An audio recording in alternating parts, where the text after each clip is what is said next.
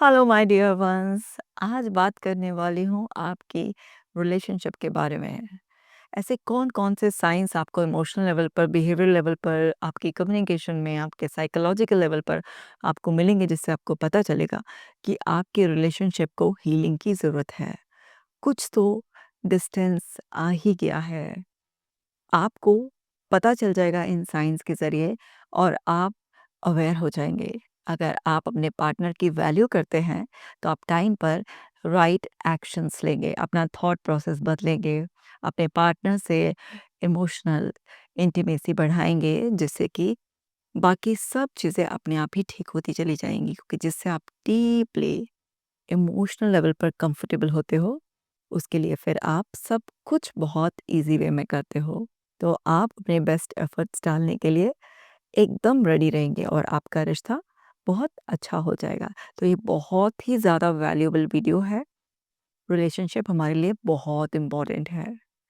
तो ये वीडियो भी इसलिए बहुत इम्पोर्टेंट है क्योंकि ये वीडियो हमारे रिलेशनशिप को हील करेगी। तो इस वीडियो को लास्ट तक देखना है, शेयर ज़रूर करना है। चैनल पे नए हो तो सब्सक्राइब भी कर लो। और अब आप प्यारा सा कमेंट करके अपनी रिलेशनशिप के बारे में भी बता सकते हो कि आपके पार्टनर से आप कैसी रिलेशनशिप शेयर करते हो, या उस रिलेशनशिप में अगर कोई चैलेंजेस आ रहे हैं तो वो क्या चैलेंजेस आप फेस कर रहे हो, सो दैट मैं आपके लिए इस तरीके की सॉल्यूशन ओरिएंटेड वैल्यूएबल वीडियोस आगे भी बनाती रहूँ। चलो अब जल्दी से डॉक्टर कृषिकाजन ऐप को डाउनलोड कर लो और साथ में मिलकर पार्टनर के साथ डेली ब्रेथ वर्क करना है, मेडिटेशन करना है। साथ में ये एक्टिविटी करने से पार्टनर के साथ रिलेशनशिप बहुत स्ट्रांग होता है। आप सीखना शुरू करते हैं। तो हम बात कर रहे हैं उन साइंस के बारे में जो आपको इमोशनल लेवल पर मिलेंगे। आपको कांस्टेंट इरिटेशन होगा, छोटी-छोटी बातों पर आपके पार्टनर से ना आपको इरिटेशन फील होगा। कभी उसके किसी एक्सप्रेशन से, कभी उसकी टोन से, कभी उसके किसी डायलॉग से। नॉर्मल भी बात चल रही होगी, लेकिन आप बहुत जल्दी इरिटेट हो जाएँगे, एकदम से फ्रस्ट्रेट फ़ील करेंगे। अगर आपके साथ भी ऐसा हो रहा है कि जो बातें आपको पहले नॉर्मल लगती थी, ठीक लगती थी, अब वो आपको ट्रिगर करने लगी हैं और आप अक्सर इरिटेट हो जाते हैं, तो आपको समझ जाना है कि आपके इमोशनल लेवल पर कुछ चेंज आया है। कुछ ना कुछ तो इमोशनल गैप आ गया है आपके और आपके पार्टनर के बीच में, क्योंकि जिससे भी कुछ सबकॉन्शियस नाराज़गी चल रही होती है, कोई गैप होता है, उसकी छोटी-छोटी बातें हमें ट्रिगर कर जाती हैं।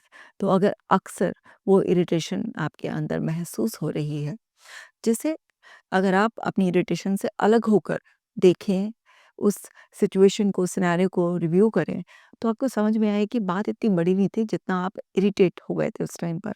तो आपको समझ में आएगा कि कुछ ऐसे पैटर्न्स बन गए हैं जो आपको ट्रिगर कर देते हैं और आप उस टाइम नेगेटिव इमोशनल ज़ोन में चले जाते हैं। दूसरा है इमोशनल डिस्टेंस। आप अपने पार्टनर से बहुत कम कनेक्टेड फ़ील कर रहे हैं, तो आपको एक्साइटमेंट ही नहीं हो रहा है उससे शेयर करने का। मतलब एक चार्म जो था अपनी बातों को शेयर करने का, वो फ़ील नहीं होता, वो चार्म मिसिंग है, क्योंकि आप उससे कनेक्टेड फ़ील नहीं कर रहे हैं, एक इमोशनल डिस्टेंसिंग आ गई है। हो सकता है पास्ट में जब आपने अपनी कोई बात कहनी चाहिए हो, आपके पार्टनर ने आपको वो अटेंशन ना दिया हो, या सुनने के बाद उसने बहुत ही न्यूट्रल सा रिएक्शन दिया हो, किसी भी तरीके का उसका एक ऐसा रिएक्शन सामने नहीं आया जिससे आपको लगे कि उसने आपको अच्छी तरह से सुना, या जितने एक्साइटमेंट से आपने वो बात शेयर की थी, वो आपकी खुशी में शामिल हो गया, या जो भी वो बात थी, उससे वो कुछ कनेक्शन बिठाने की कोशिश कर रहा है। हो सकता है आपको पास्ट में इस तरीके के कुछ क्लूज़ मिले हों जिसकी वज़ह से धीरे-धीरे इमोशनल डिस्टेंस बढ़ गया हो, और अब उसकी वज़ह से हो सकता है कि आपके अंदर वो एक एक्साइटमेंट जो हुआ करता था, जो एक अर्ज आती थी कि मुझे शेयर करना है, वो अब बहुत कम हो गई है। आप शेयर करते हैं बट बहुत ही फ़िल्टर्ड बातें शेयर करते हैं आप। तो अगर ऐसा हो रहा है तो ये भी रिलेशनशिप हीलिंग माँग रही है। वॉकिंग ऑन एगशेल्स, यानी कि आप अपनी ट्रू थॉट्स और फीलिंग्स को एक्सप्रेस करने से डरते हैं कि पता नहीं सामने वाला भड़क ना जाए, एकदम से बात ना बिगड़ जाए। आपके मन में ना एक डर आ गया है। अब आपके मन में अगर इतना डर रहेगा, आप बातों को हाइड करोगे, फिर वो बातें कभी न कभी किसी न किसी रूप में सामने आएँगी, तो वो भी लड़ाई-झगड़े का कारण बनेंगी। तो अगर आपके अंदर भी एक इस तरीके का डर चलता है कि छोटी-छोटी बातों पर आपका पार्टनर ट्रिगर हो सकता है और उस डर की वजह से आप बात को अंदर ही अंदर दबा देते हो, वो जो अर्ज आ रही होती है कि चलो थोड़ी देर बैठकर बात करते हैं, तो वो अर्ज को आप रोज़ या अक्सर सप्रेस कर रहे हो, तो ये भी एक साइन होता है। और क्या साइन मिल सकते हैं? रिज़ेंटमेंट बिल्डिंग अप, अनरिज़ॉल्व्ड कोई भी आपके इश्यूज़ हैं, जो अंदर पाइल अप हो रहे हैं, लेकिन आप ना उसे बताने की, उन्हें रिज़ॉल्व करने की हिम्मत नहीं जुटा पा रहे हो आप। आपके अंदर हैं बहुत कुछ ऐसे मसले हैं, जो अभी तक रिज़ॉल्व नहीं हुए हैं, बड़ी सारी शिकायतें, कंप्लेंट्स हैं अंदर और उससे नाराज़गी धीरे, धीरे, धीरे, धीरे बढ़ती जा रही है और आपका मन ऐसा होता जा रहा है कि मेरा पार्टनर मुझे समझता ही नहीं और ये ना किसी को भी मिल सकते हैं, मेल फीमेल किसी को भी साइन मिल सकते हैं। तो वो अनरिज़ॉल्व्ड इश्यूज़ आप सुलझा ही नहीं रहे हो, बस उनके सप्रेशन के साथ आप जी रहे हो। वही आपके अंदर इरिटेशन, वही आपके अंदर डर, सब कुछ वही पैदा करते हैं। तो वो अनरिज़ॉल्व्ड इश्यूज़ भी अगर सुलझाने की हिम्मत नहीं आ रही है, तो समझ जाओ कि अब वो डिस्टेंस इमोशनल लेवल पर काफ़ी बढ़ता जा रहा है और उस पर इमीडिएट इफ़ेक्ट से ध्यान देने की ज़रूरत है। Loneliness with in the relationship, आप पार्टनर के साथ होते हुए भी अकेला फ़ील कर रहे हो।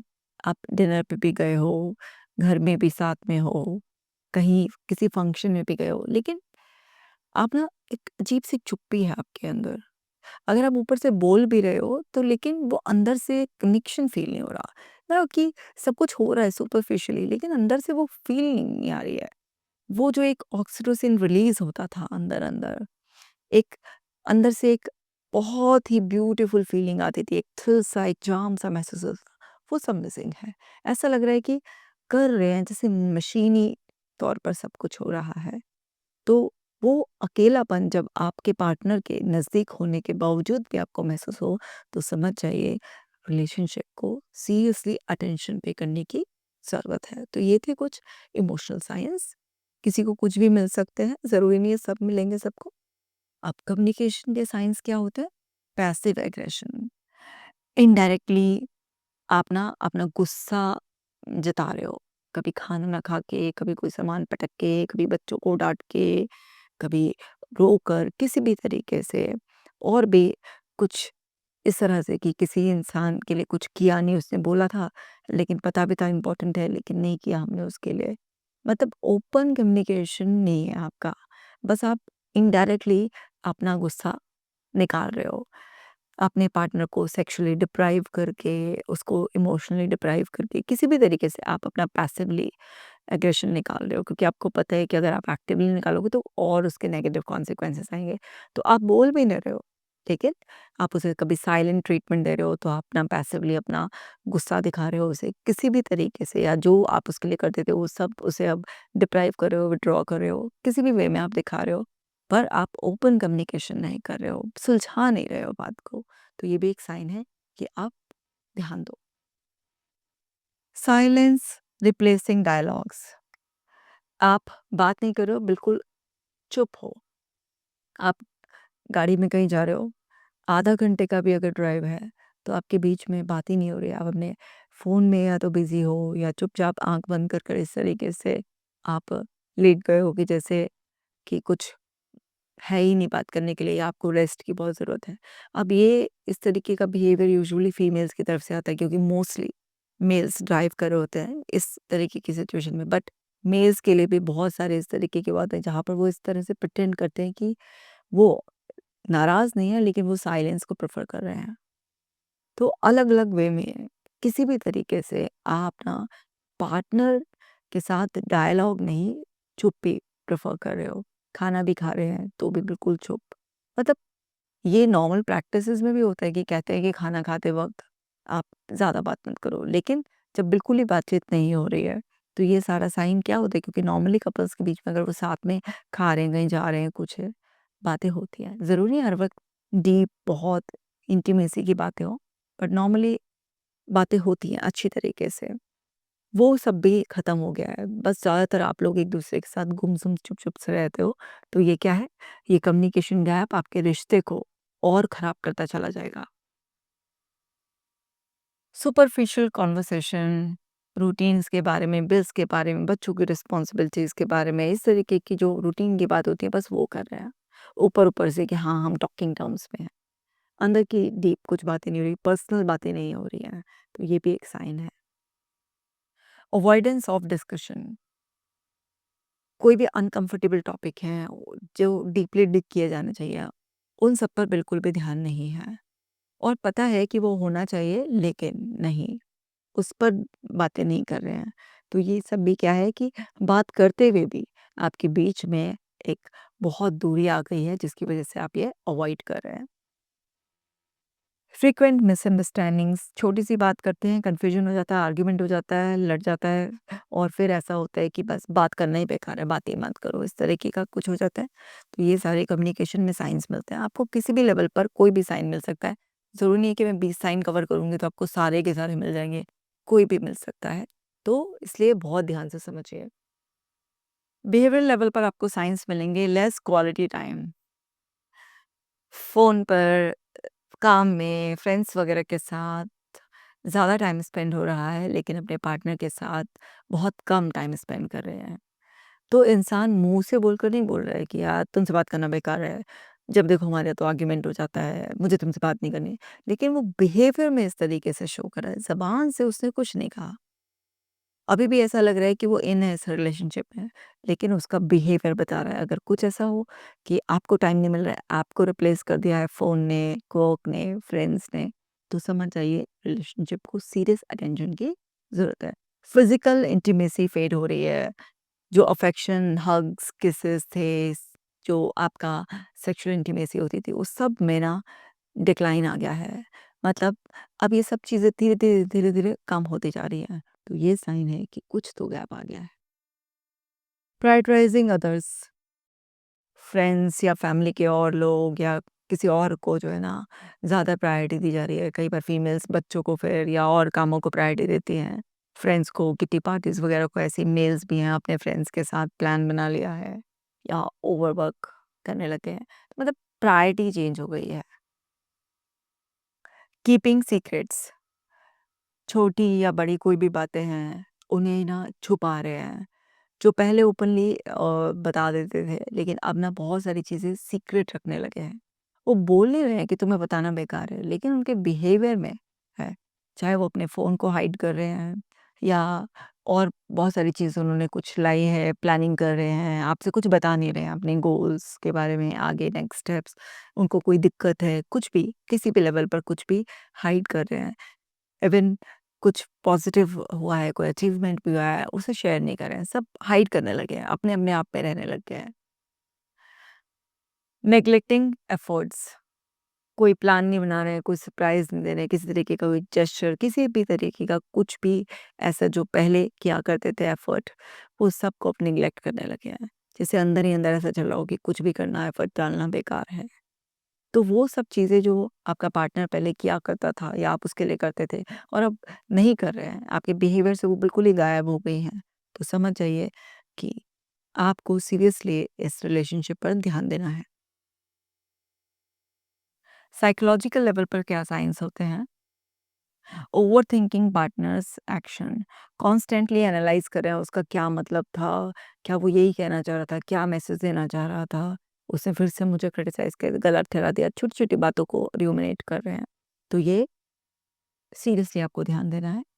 Doubts about the future, long term compatibility होगी नहीं होगी, क्या होगा, कहीं मन मन छोड़ने की प्लानिंग तो नहीं कर रहा है, कुछ भी इस तरीके से फ्यूचर को लेकर बहुत अनसर्टेनिटी, ऐसे इस इंसान के साथ कैसे ज़िंदगी गुजरेगी, कांस्टेंट आप एक उस अनसर्टेनिटी में अब जीने लगे हैं, बहुत स्ट्रेस रहने लगा है, नींद वींद पे भी इफेक्ट आने लगा है, तो समझ जाइए कि रिलेशनशिप को ध्यान देना है।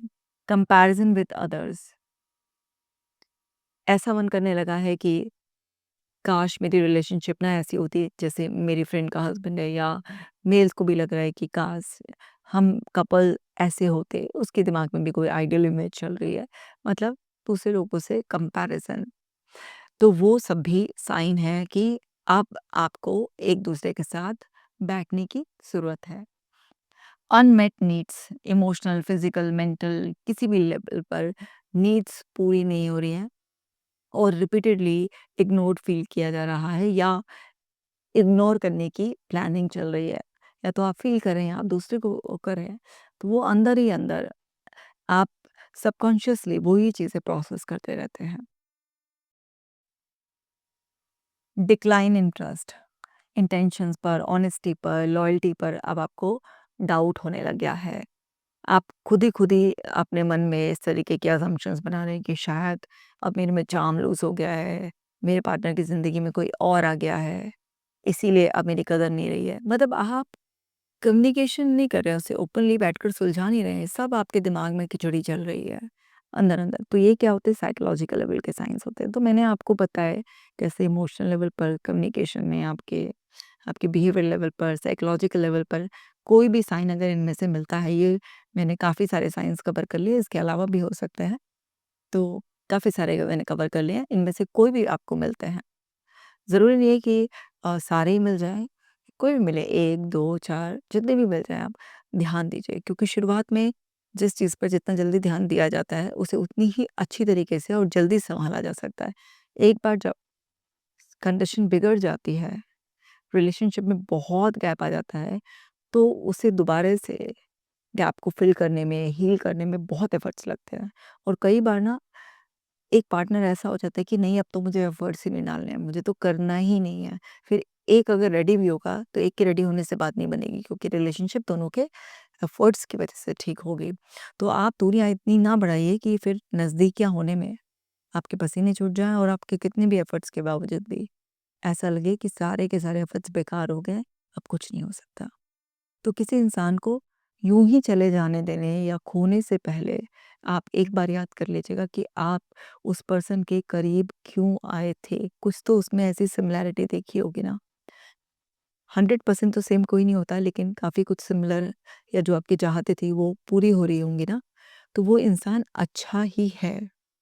थोड़ी सी फ्लेक्सिबिलिटी आप लाओ और उन सिमिलैरिटीज़ को आप एप्रिशिएट करो, ग्रैटिट्यूड फ़ील करो और करवाओ उसे और धीरे-धीरे एफ़र्ट्स डालकर अपने उस गैप को ख़त्म करो और अपनी रिलेशनशिप को फिर से अच्छे से नर्चर करो क्योंकि हर रिलेशनशिप को स्मूथली चलाने के लिए लगातार देखभाल की ज़रूरत होती है। आपके थोड़े से एफ़र्ट्स, थोड़ी-सी अवेयरनेस आपके खूबसूरत रिश्ते को बचा लेगी और भी ज़्यादा खूबसूरत बना देगी। सो माय डियर वन्स इस वीडियो को बाकी लोगों के साथ भी शेयर करो। मैं मिलूँगी आपसे नेक्स्ट वीडियो में। आप अपना ख़ास ख़्याल रखना।